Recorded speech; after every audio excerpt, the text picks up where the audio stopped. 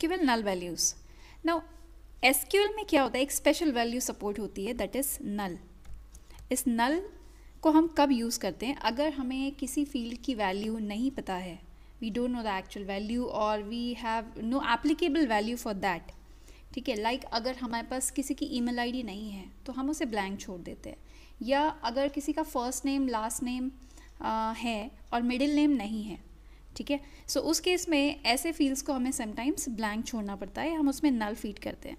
सो SQL एक special value को support करता है, दैट इज़ नल वैल्यू, और इसे हैंडल बहुत ही केयरफुली करता है ये.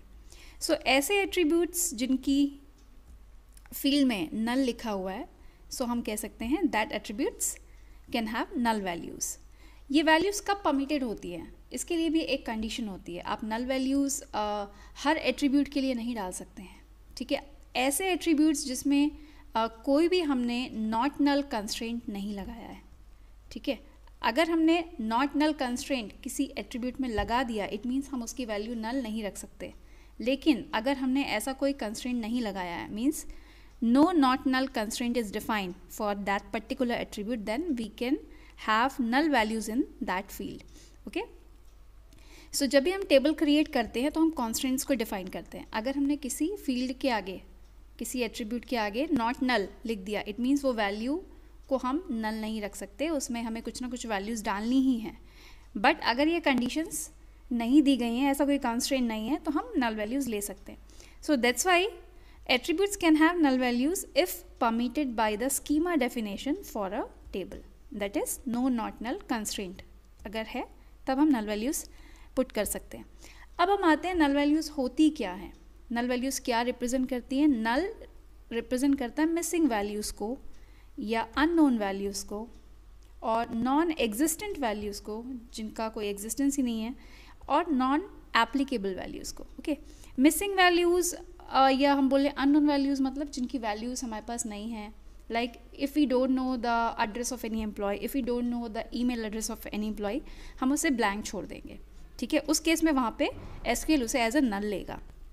या ऐसे कुछ कंडीशंस होती, लाइक हमने अगर नेम्स में फील्ड रखी हुई है, first name, middle name and last name, but किसी एम्प्लॉय का हो सकता है मिडिल नेम हो ही ना. अगर हमने लिखा राहुल सिंह, राहुल उसका फर्स्ट नेम हो गया और सिंह उसका लास्ट नेम, बट उसका मिडिल नेम नहीं है, तो मिडिल नेम नॉन एप्लीकेबल हो जाएगा, नॉन एक्सिस्टेंट. उस केस में हम उसे ब्लैंक छोड़ देंगे और वो एज अ नल वैल्यू लेगा SQL.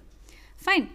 सो नल वैल्यूज़ मतलब क्या होता है? अगर हमने किसी भी टेबल में, किसी भी फील्ड में, यहाँ हमने कुछ लिखा हुआ है, सपोज A लिखा है, यहाँ B लिखा है और यहाँ हमने ब्लैंक छोड़ दिया, तो ये जो ब्लैंक वाला पोजीशन है इसे हम क्या लेते हैं? एज अ नल वैल्यू लेते हैं. ओके, सो कोई भी एम्प्टी फील्ड या ब्लैंक फील्ड और a field with no value is considered as null value. For example, ये एक टेबल है, यहाँ हम देख रहे हैं सभी में ईमेल एड्रेसेस नहीं है. दो ऐसे सेल्स हैं, लाइक एम्प्लॉय ID 3 का और एम्प्लॉय ID 6 का, जिसमें ईमेल ID अननोन है, तो वहाँ पे नल है. ओके, सो नल क्या सिग्निफाई करता है? Any missing value, unknown value, non existent और नॉन एप्लीकेबल वैल्यूज़. ये बहुत इंपॉर्टेंट है, इसे आप हमेशा ध्यान रखें.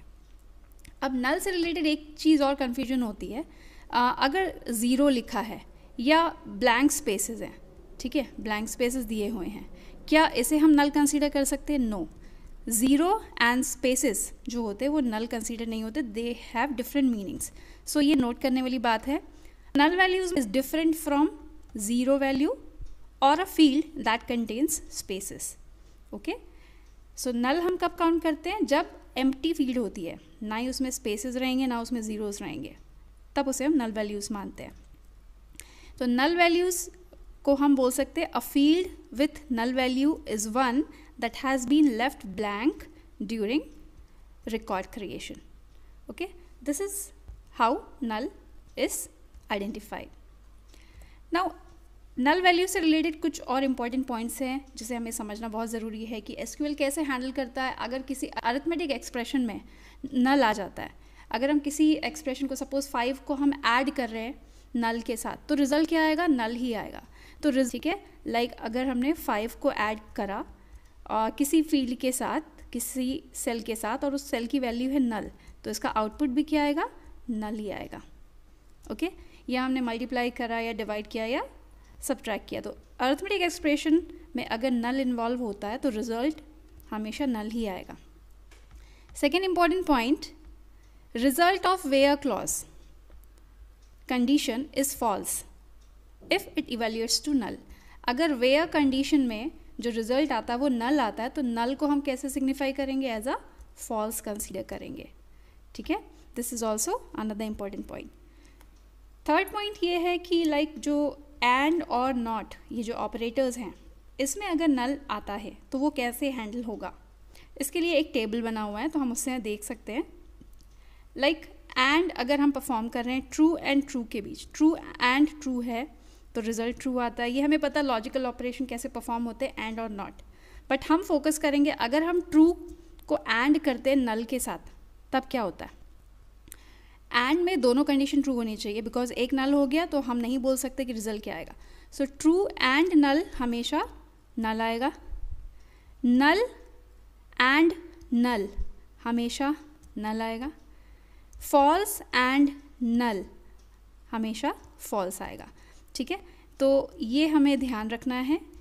बाकी हमें पता है कि ट्रू एंड क्या होता है, ट्रू एंड फॉल्स क्या होता है। Okay, so true and null क्या होता है, फॉल्स एंड नल क्या होता है, एंड नल क्या होता है, ये हमें ध्यान रखना है। इस टेबल में भी हम देखते हैं और कैसे परफॉर्म होता है। वी नो ट्रू और ट्रू ऑलवेज ट्रू होता है, ट्रू और फॉल्स भी ट्रू होता है। अब ट्रू का अगर हम और करते हैं नल के साथ तो ये हमेशा ट्रू आता है। वैसे ही हम नल का अगर और करते हैं नल के साथ वो हमेशा नल आता है। फॉल्स का अगर हम और करते हैं नल के साथ तो वो हमेशा नल आता है। तो ये इम्पॉर्टेंट है, बाकी आपको मालूम है तो आप ये एक बार और अच्छे से देख लीजिए। नाउ अगर हम नॉट ऑपरेशन परफॉर्म करते हैं, not true is always false, not null is always null, not false is always true. So this is how SQL handles the null values. Now अब एक important point आता है कि how to test null values. हम null values को check कैसे करेंगे, क्या किसी field में null value है या नहीं है, या ऐसे records चाहिए अगर जिनकी values null हैं, या ऐसे records जिनकी value null नहीं है। तो इन records को हम compare कैसे करेंगे। जो comparison operator होते हैं like equal to, less than और not equal to, इसके थ्रू हम नहीं कर सकते। ओके, ये पॉसिबल नहीं है। ये इसलिए होता है बिकॉज एसक्यूएल हर एक नल वैल्यूज़ को इंडिविजुअली ट्रीट करती है, डिफरेंट ट्रीट करती है। तो हम उसे नॉर्मल कंपैरिजन ऑपरेटर के थ्रू कंपेयर नहीं कर सकते, टेस्ट नहीं कर सकते। Okay, so it is not possible to test null values with comparison operators such as equal, less than and not equal. So comparison करने के लिए एसक्यूएल स्पेशल ऑपरेटर्स का यूज़ करता है, that are is null operator and second one is not null operator. तो ये दो operator को अब हम वन बाय वन देख लेते हैं। This is very important operators. Now SQL का इज नल ऑपरेटर क्या होता है। इज नल ऑपरेटर ये चेक करता है, ठीक है, कि क्या किसी फील्ड में नल वैल्यूज़ हैं। So is null operator is use to check for null values. Null means empty values. Okay, empty values के लिए हम चेक करने के लिए इज नल ऑपरेटर यूज़ करते हैं। सो ये क्या अलाउ करता है, it allows us to find out the set of records in which value for a particular column is null. Particular column को हम चेक करते हैं क्या उसकी वैल्यू नल है, तो ऐसी वैल्यूज़ जो नल है वो फिर वो रिटर्न करता है। ओके, उनके लिए उसकी वैल्यूज़ ट्रू होती है। सो ये ट्रू कब रिटर्न करता है, हम कह सकते हैं it returns true if a null value is found, और अदरवाइज वो फॉल्स रिटर्न करेगा। सो इसका सिंटेक्स ये है, यहाँ पे हमने सेलेक्ट के साथ कॉलम नेम्स लिया from table name, and where condition के साथ हम इज नल ऑपरेटर को यूज़ करते हैं। सो वेयर के साथ हम कॉलम नेम देते हैं और पर्टिकुलर कॉलम के लिए हम चेक करेंगे कि क्या उसमें नल वैल्यूज़ है, उसके लिए भी यूज़ इज नल ऑपरेटर। सो ये कॉलम की सारी वैल्यूज़ कंपेयर होंगी, क्या वो नल हैं, तो जो वैल्यूज़ नल होंगी उनके लिए वो ट्रू रिटर्न करेगा, और जिनकी जिनकी ट्रू रिटर्न होती है वैल्यूज़ वो सारे रिकॉर्ड्स शो होंगे। Okay, so is null we know कि वेयर क्लॉज के साथ यूज़ होता है, और वेयर क्लॉज हम सेलेक्ट के साथ, डेट के साथ, डिलीट स्टेटमेंट के साथ भी यूज़ कर सकते हैं। So is null can be used in a select, update, delete statement with where clause. Okay, we know अलग से हमने वीडियो में देखा है कि सेलेक्ट कमांड को हम डेटाबेस रिकॉर्ड्स को एक्सेस करने के लिए यूज़ करते हैं, अपडेट हम रिकॉर्ड्स को अपडेट करने के लिए यूज़ करते हैं, एंड डिलीट हम रिकॉर्ड्स को डिलीट करने के लिए यूज़ करते हैं। एंड तीनों में हम कंडीशन स्पेसिफाई कर सकते हैं वेयर क्लॉज के थ्रू, और उसमें हम इज नल ऑपरेटर का यूज़ कर सकते हैं to check the records that have null values. For example, अभी हमने एक एम्प्लॉय टेबल लिया है सपोज, जो फर्स्ट स्लाइड में देखा था।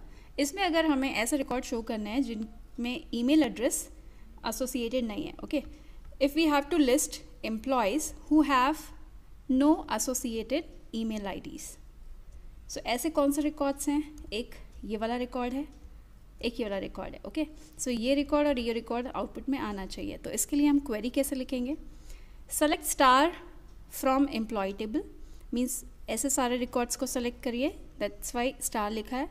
From which table? From employ table, यहाँ टेबल नेम दिया। एंड वेयर में हमने कंडीशन में क्या दिया है, जो कॉलम हम रेफर कर रहे हैं, ईमेल आईडीज़ जिनकी नल हो वो रिकॉर्ड शो होने हैं। तो उसके लिए हम इज नल ऑपरेटर यूज़ किए, where email ID is null then show the records.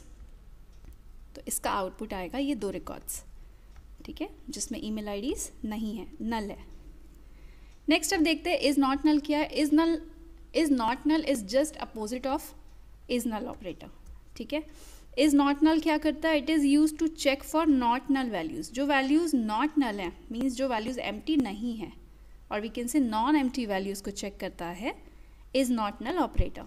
ये कब ट्रू होता है? इट इज़ ट्रू, और we can say it returns true if null value is not found. अगर नल वैल्यूज़ फाउंड नहीं होती हैं तब ये ट्रू होता है, अदरवाइज फॉल्स। सिमिलरली ये भी सेलेक्ट, अपडेट, डिलीट स्टेटमेंट के साथ यूज़ हो सकता है with where clause. And syntax is same. हम यहाँ सेलेक्ट के साथ एग्जाम्पल ले रहे हैं, select from where column name is not null, ठीक है। इज़ नॉट नल हमें लिखना है इज़ नल की बजाय। तो ये क्या करता है? ये चेक करता है कौन कौन से कॉलम की वैल्यू नल नहीं है, उन्हें रिटर्न करता है। फॉर एग्जाम्पल, अगर हमें लिस्ट करना है एम्प्लॉयज़ को हु हैव एसोसिएटेड ईमेल्स, जिनके पास एसोसिएटेड ईमेल्स हैं वो रिकॉर्ड्स चाहिए।